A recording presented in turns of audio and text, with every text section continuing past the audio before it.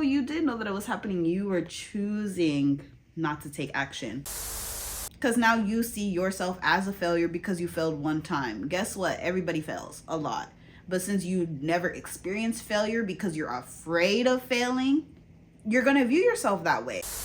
I'm like 50 and then look back at my life and been like, damn, I could have gone harder to live a life that made me believe that I wasted it on all of that potential that was just inside of me, but that I never expressed. I see so much potential in my chart and I'm not just gonna let it go to waste because I want to be comfortable. Like, that's not...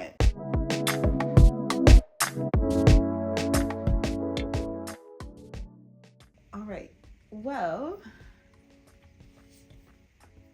hello, I'm Ashley. Hey, if you're here, thanks for fucking being here, I guess. I don't really know like how to start this video off, but whatever. Like, this is all a practice of how to even do this. So we're right here, okay? The date is January 4th, 2025. I decided I'm getting my life together. I've had enough. We always talk about New Year's resolutions, new year, new me, like all of this stuff, but no. New year, new me, but for real this time, because I literally can't afford to not have a new me this year. We're gonna get into a little bit about why, but what is this video even gonna be about? It's kind of an astrology video. It's kind of a New Year's resolution video. It's kind of a video just about accountability and being seen and expression. So let's get into it. I feel a sense of urgency behind why I think I need a new me this new year, because the Saturn return is coming up. It's coming up with the quickness. If you have Saturn in Aries, like, you only have 30 minutes, okay? So that's why I'm like, I need to get my life together. Like, let's talk a little bit more about the Saturn return and why I feel afraid for my life so much to where I'm like, yeah, we're getting it together now. Like I said, Saturn in Aries. It's a generational placement. So a lot of you guys probably have Saturn in Aries too. So that means your Saturn return is coming up pretty soon.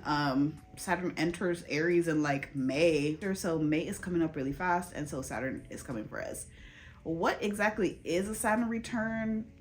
I'm not going to get so much into that, but I'll get into what it means for my chart and me personally, because this is really a video about me, not like giving advice to the masses.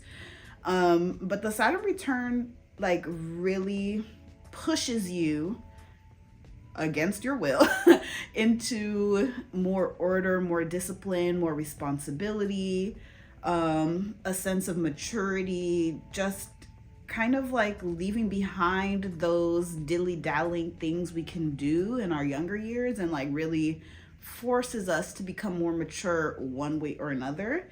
And Saturn, like, it's gonna get its results come hell or high water. So in my mind, I'm thinking, okay, if I get myself in check before Saturn comes, maybe it'll make Saturn's lashings like a little bit less. I'm a really big fan of like redirecting energy, especially when it comes to astrology. So I don't think that any one placement, any one transit, anything is bad or good. It can be what it will be. It depends on how your energy is flowing and what type of energy you're putting into that situation. So in my mind, I'm thinking, let me get ahead of Saturn so that it's not beating my ass. So I can beat my own ass a little bit so that when Saturn comes around, like, it's like a little like pat. Okay, so okay, my Saturn. Let me pull up the chart. This is also a reason why I'm a little bit afraid, okay? Because like I said, Saturn in Aries, but oh, guess what? I'm a Taurus rising. That means Saturn is in the 12th house. Ooh, ooh, spooky. But I'm a very like 12th house person, so like I said, the whole redirecting of energy, I don't think of the 12th house as purely doom and gloom and fatalistic like you might hear in different outlets that describe the 12th house. Like, it's a really indescribable place. So whenever I hear people try to describe it, it's never that satisfying of a description to me, especially as somebody that lives out that 12th house energy. So I'm always like, like, you say, oh, you're gonna die and all your enemies are going to come for you and you're gonna go to jail, and but I'm like, whoa, like it doesn't have to be that way. So let's see, Saturn is in the 12th house. What else do I have in my 12th house? I have Mercury, I have Mars. Yes, I'm a Martian Aries baby, but those are my 12th house placements. When Saturn comes back around for this cycle, and it'll stay there for a few years, okay? So all of those planets are going to be activated. It's the Mars, it's the Mercury, it is the Saturn, and they're like not all exactly conjunct, but they're a few degrees apart. So anything that my Saturn is involved in, my Mercury and my Mars are also involved in. For me, I think that, and we'll get into a little bit more of the other placements that I have, I think that this is really indicative of like a self-expression, a turning point in self-expression, a coming of age, and like a confidence and a way that I carry myself throughout the world. If I think of the sign of Aries, like Aries is that. Aries is very bold, is very loud, is very in your face. It's a fire sign. Like, it is the first sign, it's the first out the gate, and it has that air of confidence. But as we kind of know with 12th house planets, those can get a little bit repressed in their expression because it is in the 12th house. And since Saturn brings forth like a new outlook and a new sense of being that comes with age and maturity, I think that this Saturn return is really heavily going to have to do with being more comfortable and confident in expression and taking action as well. What else is in factor? Because obviously it's not just an isolated incident, okay? My Saturn is at 20 degrees of Aries. The closest aspect that I have to Saturn in my chart is my MC in Capricorn at 21 degrees. So those are like closely squaring each other. So when we're talking about those themes of self-expression, of taking action, you know, all those Aries, Mars, Mercury themes, somehow tied into like my career or my public life, or just the way that I'm seen or perceived. And as a 12th house person, I'm gonna tell you right now, it's very difficult to be perceived, and I actually hate it.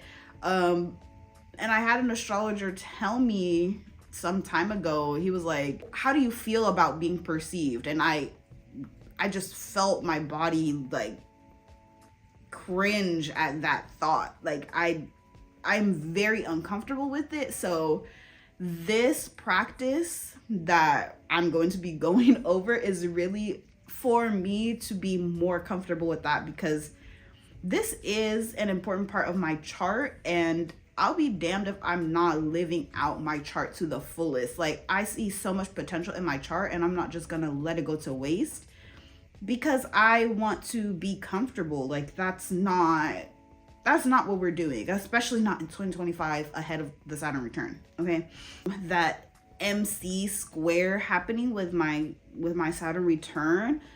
We also have like a bunch of Aquarius stuff also happening that's a little like sextile going on. I have like a tiny stellium in Aquarius with Venus, Uranus, and Neptune. And so that sextile also exists. I don't really have many other aspects to my 12th house. So those two areas, especially like the 9th and 10th house, are all about being seen, about the public, about, about broadening your horizons, about expanding your worldview.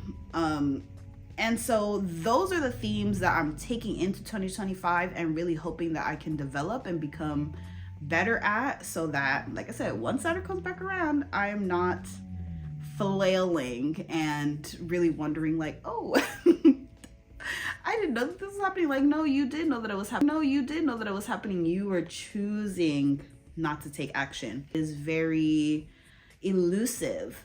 And with my chart particularly, like, there are so many contradictions that I could get into and so many like opposing energies.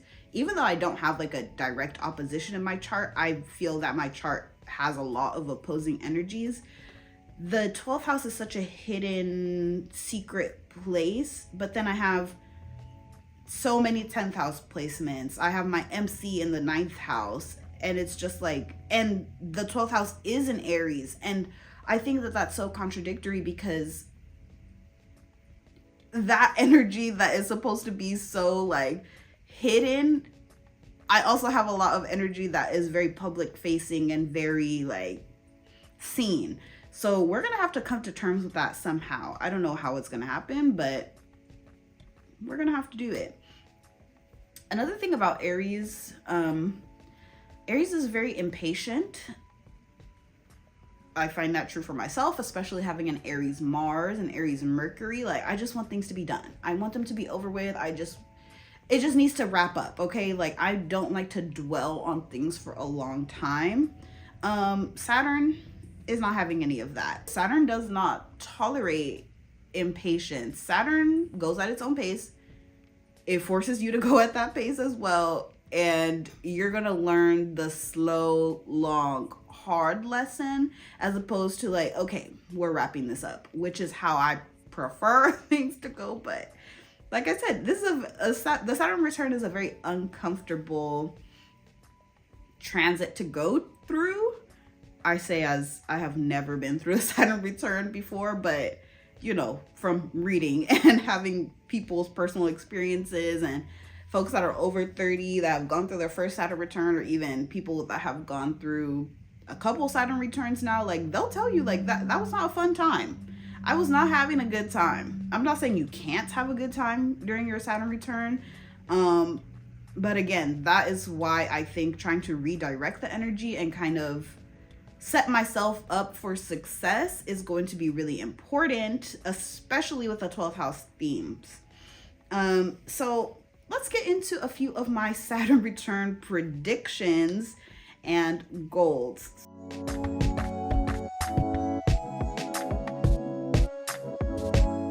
Number 1, despair and loneliness. Maybe Saturn is going to come back around and be like, you actually don't deserve anything nice, and you're going to be lonely and sad every day. I hope it's not this one. We're going to really try hard for it not to be. Let's see. I gain a bunch of haters. I'm just going to be so good at what I do, people just can't help but hate. And I get a bunch of haters for being that girl. I wouldn't be that mad about that, honestly. Yeah, taking care of my mental health, just being more in touch with myself, I think is going to be a really important theme. And back to the theme of loneliness and isolation, like what better way to get in touch with yourself than to like be with yourself? And that doesn't have to be like, oh my God, I literally have nobody to talk to, nobody to lean on. But like, when you're forced into a situation that requires solitude, you have no choice but to go inward. So I don't know how that could show up, but perhaps, and that will lead me to take more care of my mental health. I could go to jail. Hey, I hope that I'm not going to jail, but you literally never know. Like, I'm knocking on wood, I'm not gonna go to jail. The one that I hope it is the most, and that I've been thinking and hoping for years, I finally unlock my psychic powers, and I'm able to like control my psychic abilities. I have inklings of like, astral projecting, lucid dreaming, like, you know, having a very strong intuition, but I question that a lot. And I think with that confidence of Aries and that energy of like going for it, I think there will be a really strong growth in the area of psychic abilities. So I'm crossing my fingers. I hope that is that one. The point of this video is to put into practice these themes and these goals that I've had for a long time, but kind of like not taken the reins on for one reason or another. If anything, these videos and this YouTube channel will really serve as a way for me to be able to reflect and to be able to come back to these things and be like, oh wow, like I really grew a lot, or I learned so much. And I literally have nothing to lose. But I will say, vulnerable moment, like this is scary to me. Like being on camera, recording myself, putting it out there for others to potentially see. Even the potential of somebody seeing it is so scary. But I'm tired of being scared. I feel like that fear, I think fear is also a huge 12th house theme. It can be overpowering. And when you have such a bold, courageous sign like Aries trapped in fear, I think that is so unhealthy, and it causes a myriad of different things to kind of domino effect after that. Like I'm not able to express in a way that feels constructive given everything else in my chart. Like I have an Aries Mercury and an Aries Mars. Like I naturally have the energy of like, go get it, go do it, go do, be, you know, I am. But with the film over it of, but I'm scared. Like, I don't want to do it because I have a fear of the perception of the 10th house thing that I obviously also have in my chart. Mind you, since I'm a Taurus rising, Venus is in the 10th house. Like I'm ruled by Venus that's in the 10th house. Like there's no escaping the being seen part. And the point of these videos is really to like practice that being seen part, practice being perceived, so that I just start to feel a little bit more comfortable. And maybe I won't feel like, oh my God, I'm gonna be the next top influencer or whatever. Like that's not the goal, but just to practice like attention on me, even if it's my own attention on me. Like me watching this video back, I think will be harder than knowing that other people will be watching this video, if other people are watching this video. So we're practicing. Hey, 2025, I have a long laundry list of goals that I would like to accomplish and ways that I would like to move throughout this world. Here are a few of those 2025 goals on like an overarching level. I won't get too much into the specific goals, but these are more like philosophical goals that I have for myself for 2025 and into the Saturn return. One, and I think the most important one, is to engage in the process. Like I said, I'm a huge fan of results. I'm a huge fan of the finished product, but the process is like kind of overwhelming to me. So I really want to take 2025 to be able to grow an appreciation for like engaging in the process. I don't care what process that is. If it's the process of baking a cake, if it's the process of practicing my art, if it's the process of learning to work out every day, like I want to engage in that and feel it. And whether it's good, whether it's bad, I don't really care. I just want to be in that process and relish in those moments, because when we're so results oriented and always looking for the next thing, we never really figure out the small pieces that go into getting that result. We were so focused on the result. What did you even do to get there? Did you recognize the small steps that you had to take to get there?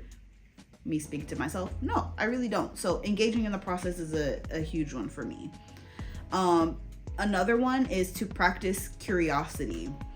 I love to be curious. I love to ask questions. I love to think about things deeper. Curiosity, I think, is across the board a good thing. I want to be more intentional about being curious. So if I'm really wondering something, like, let me like really investigate that. Not just like a simple Google search, like let's dive a little deeper. Let's ask an expert. Let's ask people more questions. Again, engaging in that process. Establish a routine. That is a huge one. Like, I'm so lacking in the routine category. Like,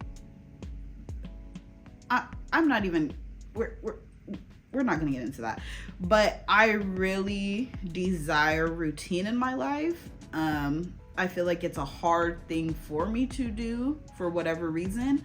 We're gonna figure that out this year. We're going to get more grounded into routine, a daily, weekly, monthly, whatever routine, quarterly, so that I can feel like I always have something to return to. I saw this like TikTok video that was like, don't move based off of your emotions, move based off of the program. Like, the program is not gonna fail you. Your emotions could very easily fail you. And as a highly emotional person, like, I do find myself moving through my emotions a lot. Oh, I'm not feeling it today, so whatever. We're throwing the whole day away. I'm sad today. I need Chick-fil-A. Like, this is my real life.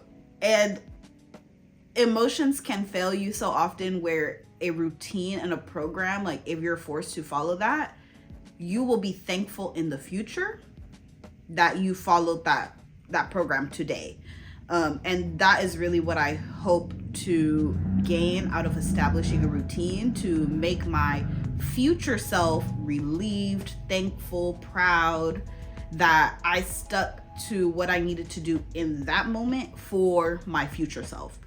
So establishing a routine is very, very important on my 2025 goal list. I would really like to track my year astrologically.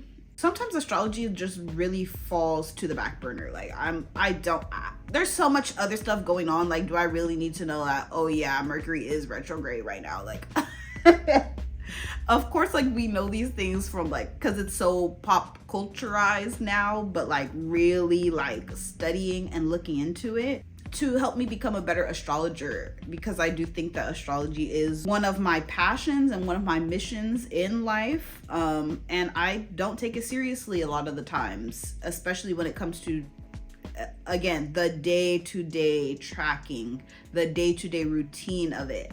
I like big information dumps. I like big juicy books that I can just swallow whole. But we learn more when we're like, oh shit, like, yeah, when the moon was in Sagittarius, like, I was feeling some type of way. Or when the sun was squaring my Venus, like, this thing happened.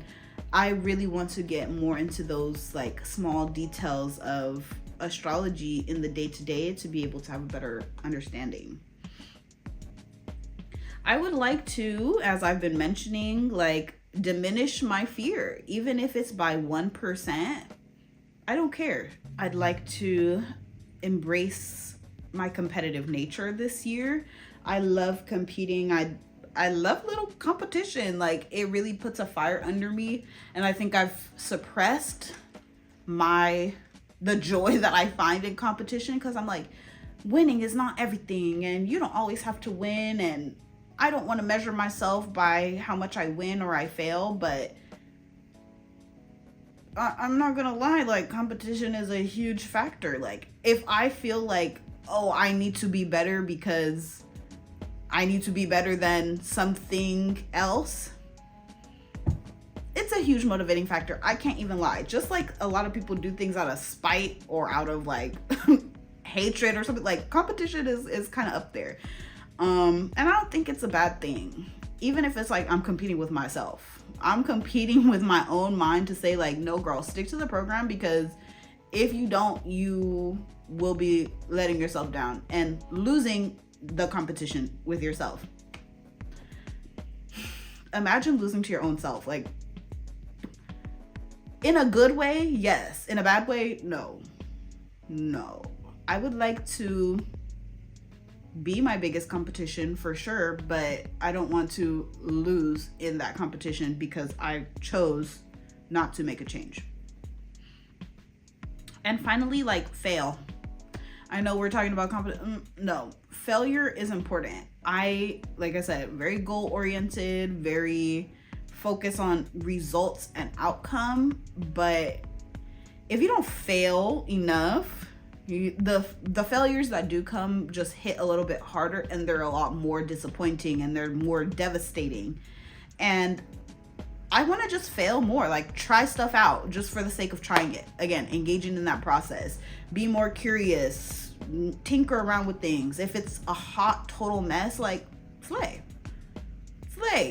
I want to create things and be things and do things that are just like, nope, that wasn't it. Not because I intentionally want to make things that are not good, but so that I can get through the bad things faster so that I can get to the good stuff. Again, I'm a little impatient, but you'll never like get to those good things if you're not intentionally, I don't want to say intentionally failing. That sounds a little messed up. If I put too much importance and weight on failing in a negative way, like, oh, like I'm a failure because I failed, the good stuff is not coming, babe. It's not. Because now you see yourself as a failure because you failed one time. Guess what? Everybody fails a lot. But since you never experienced failure because you're afraid of failing, you're going to view yourself that way. And not just, oh, this is one failure out of the many that needs to happen before the success. So fail more is really up high on my list of overarching 2025 goals. I have specific goals. I'm like gonna write those down and like stick to those. But one that I will share on the note of like accountability and, you know, being having a sense of accountability is important for me. Even if that's like, oh, like I uploaded a YouTube video and I said I'm gonna upload 2 videos a month. Like, yeah, this is that accountability portion. I hopefully will be uploading 2 YouTube videos per month. Not hopefully, I'm doing it. Fuck that. Fuck hopefully. I'm uploading 2 YouTube videos per month to kind of track this journey to just do whatever.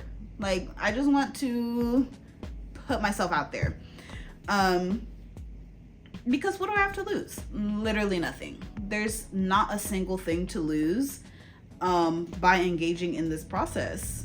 And that is one of my top goals, to engage in the process. So like for this video, I was like, I'm just gonna have to do it. Like it's on my phone. I didn't get a fancy camera. There's no microphone. Like, I'm over here in my braid out. The cats have interrupted a million times. Like, no scenario is ever going to be perfect enough to begin. You just have to begin. And this is me beginning. This is the beginning of 2025. Beginning of a new cycle, new intentions. And so I'm just ready to see what this year brings. I'm ready to engage in the process. And if you want to engage in the process and come along on this journey too, let's go. Hop in, bestie. We're going to spiritual fulfillment. Okay. So this is the first video of many, and I will see you on the flip side. The flip side being the next video. So bye.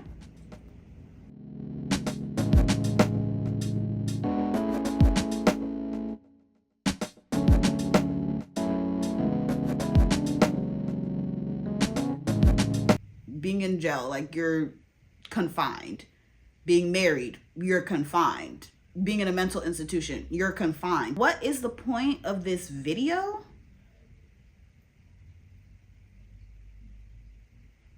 What is the point of this video? We've had enough, okay? I didn't have no lip balm on. My lips were probably crusty as hell. Whatever. Put too much. If I put we got a stinky guy in the litter box. Luna. What was I saying?